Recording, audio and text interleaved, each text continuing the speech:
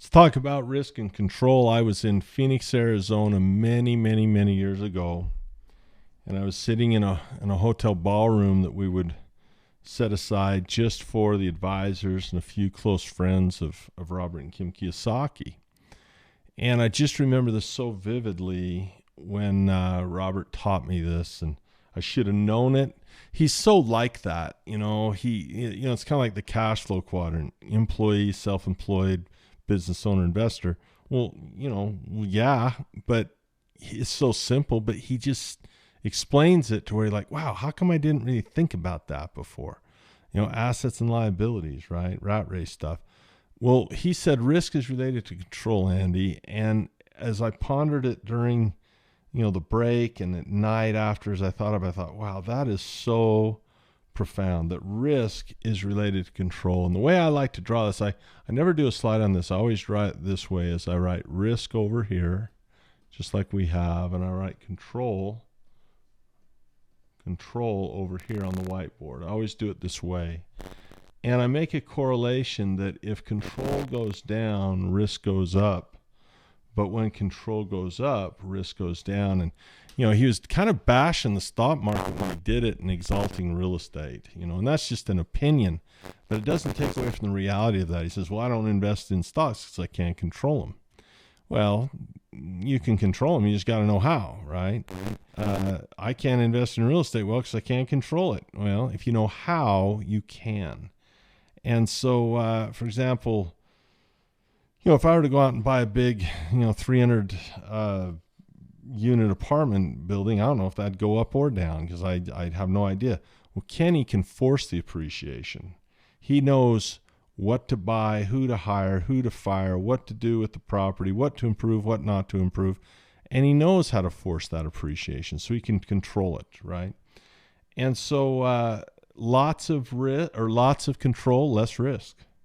The more control we have, the less risk we have.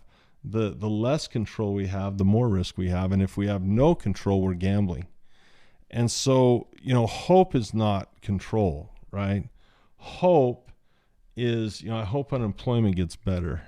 And so the economy, I hope my stock comes back up high. I mean, that's just insane. I hope I can retire someday. Hope the market recovers, or I hope my market doesn't fall. And anytime this is not a way to live. Are you a control freak? Hopefully not, but that's not a way to live, hoping that things will, I hope I don't have a heart attack. Well, take control, do some things, right? Oh, I hope my kids turn out okay. Well, take control, do some things. And it's so important to understand that risk is related to control. And so people hope that they'll be financially free, or you can build it. And part of the 4 pillars of investing is, if you will get with your coaches and follow this program, we feel we can be, some bricks in that solid foundation that you're going to build. Those 8 numbers, if you take control of those 8 numbers and set goals and get your education, you can now begin building and acting and taking an active role in controlling your retirement. 401ks, are you kidding me? Systemic risk? My gosh. So we don't have any control on this side, okay? These are just facts, as I said before. We don't have any control over here. These are just cold, hard facts. The company's either doing well, like I said before, or it's not. Or maybe it's normal. It's in between. It's either going up, down, or sideways in the last few. It's either got higher highs and higher lows, or it doesn't. It's either got lower highs and lower lows, or it doesn't. It's either a stock in a box or isn't. So these are facts that we don't get to control, but we have all the control in the world in how you want to position yourself. And you can position yourself long with things. You can position yourself short with things. You can use leverage or not. You can use contracts. All these things that you have control over, you get to do. And the buy and holder doesn't take any control over that. I think, and I was speaking with Corey about this just today, I think the financial education is going to get more and more popular, that more and more people are going to seek it because the search for yield is getting tougher. What I mean by that is we used to go in equities, and then when we got old, we moved to debt. Well, there's no yield in debt. And so people have lost that option. They've got to stay in equities, hoping with no control that they can get some some equities and things don't fall down. I think that calls for active management, because if I'm in my 40s and I have a crash in equities, I got time to recover. But if I'm in my 50s and 60s, that's why they used to move out of equities and into debt, because you couldn't control those big drops and you couldn't afford to buy and hold out of them. So once you get a little older, you'd move from equity to debt. Well, there's no yield, and I mean, you get 2% in a bond, you get a T-bill, you can't even keep up with inflation. So how we manage risk is a huge thing. So this is a very short, I like to say, these are short videos. They're short concepts, but I'm telling you, they're huge concepts. When Robert told me that for the first time, risk is related to control, it's not just about stocks, it's about my life. When I think about business control, I'll give you an example.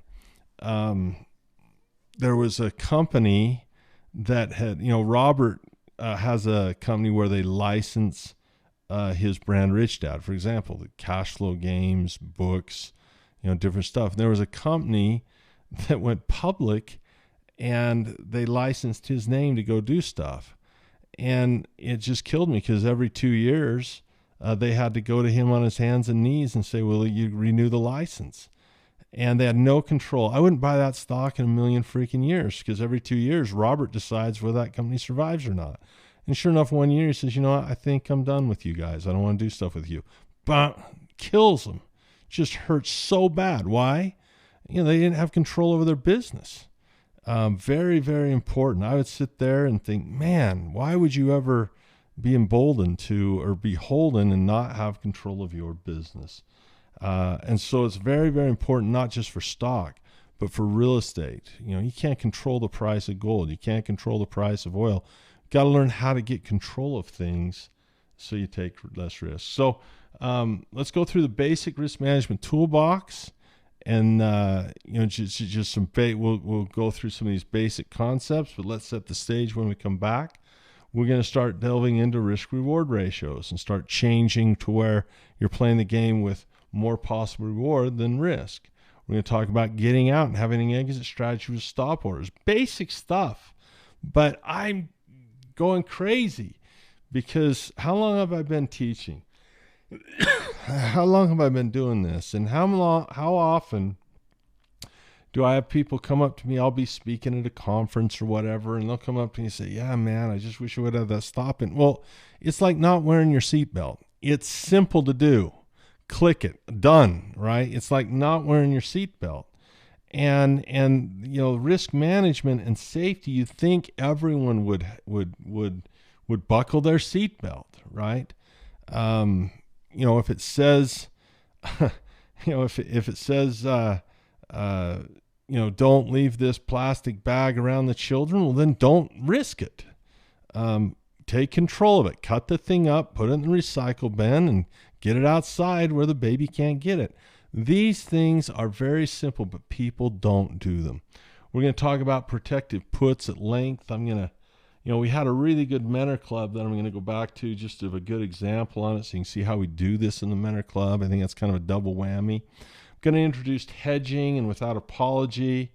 We have a course called Ultimate Options, and we have an entire section dedicated to hedging. And, hedging long or short is pretty easy, but delta hedging, multiple leg, options with diagonal spreads and ratio spreads, that stuff is essential to know once you get more advanced. So that delta hedging class, I think, has saved more money than maybe any other class I've taught. So I'll recommend that to you. With hedging, we'll explain what a hedge is and the big picture concept behind that. That's going to be more advanced. And then, I'll give a mention in non-correlating assets. I'm not going to spend a lot of time on it, but I'll talk a little bit about it. And I will say the number one thing I should probably put at the top of the list is that nothing will protect you more than smart position sizing. And in my opinion, if someone blows up their account, it's because they went too big, too large. I had a heartbreaking letter from one of my students. And he said, Andy, I was so excited. I got into 4 Pillars, started learning this stuff. And I got in a mentor club, and I know you said to practice on paper first, but I couldn't resist. And it's just like the seatbelt thing. I know you're supposed to do it, and you said take losses first in papers. You know how to do it, and you said learn before you do an iron condor. But I saw you guys doing them, and I started doing them. And the problem with an iron condor is 90% of the time we're going to make money on that. 90% of the time. And so a guy can go for months without losing ever. I mean, for months he can go without losing. And he said, in this sweet student said, he said, I felt like a god. I could not lose. I mean, I got euphoric, but the problem is, the reality is it will catch up with you, because 10% of the time, you start in January, and by October you're loving it, but then you hit October, 10 months in, and he said, I went with everything I had. He said, I went all in, almost like a poker game. He says, I went all in. I was going to be rich just this one time. And boop, that when it got him, and it cleaned him out. And he said, thank you for the education. And, I've gotten back into it. I've gotten serious, and I've started doing it. And it's been a life changer for me. But can I just please, with you as a student, don't learn the hard way. Take the 4th pillar seriously and learn how to do this stuff. Any investment of time, it's worth putting on the seatbelt, right? It's worth looking at the speed limit sign and following it within reason. It's worth not putting all your money in. And I'll tell you, I've seen more people do this and get excited. That's why I take these disclaimers so seriously. That's why we have this.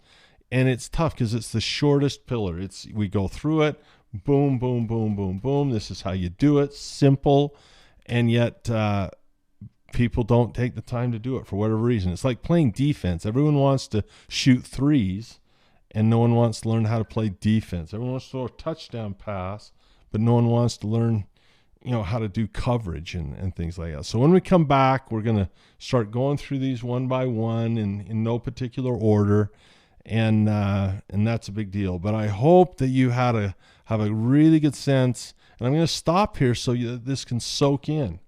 And my invitation to you is to think about all the different things that you have going on in your life where you have some risk, and then consider the amount of control you have over that. And if you feel that you don't have any control, that means your risk is going up. But if you can regain control, your risk will go down. It's a great way to think about your life. When we come back, we'll start getting into specific techniques about how to control that risk.